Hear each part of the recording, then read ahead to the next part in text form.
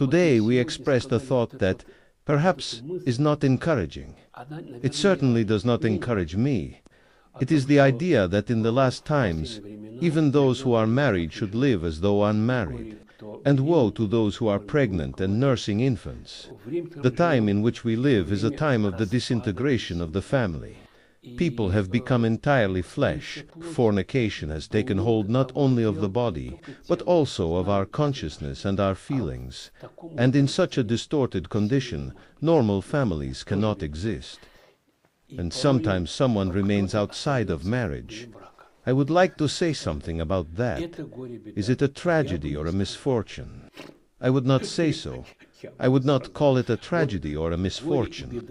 But those who enter marriage recklessly, carelessly, in a disorderly way, that is where the real trouble lies. There is a Russian proverb that I have heard in two versions, one for men and one for women. The male version says, "Getting married is no problem. The challenge is not disappearing after marriage." And the female version says, "Getting married is no problem. The challenge is not disappearing behind your husband. That is what is truly important. Marriage itself is not the value. The question is, what kind of marriage is it? What goals are we setting? Therefore, in the time in which we live, a life outside of marriage, if it is dedicated to God and to those in need, to works of love, is also something great.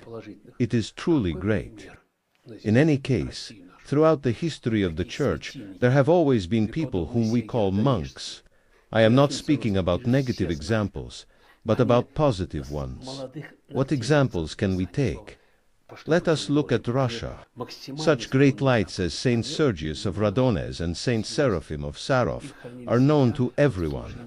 From their youth, as Scripture says, they followed the path of God. They fulfilled the commandments to the greatest extent possible. They embraced monasticism in their youth and preserved themselves in service to others. And what was the result of their monastic struggle? Crowds of people came to them seeking comfort, guidance, instruction, prayer, and help. Having withdrawn from the world, they did not abandon the world. They remained unmarried. Yet how many spiritual children they had! How many spiritual sons and daughters, if one may put it that way.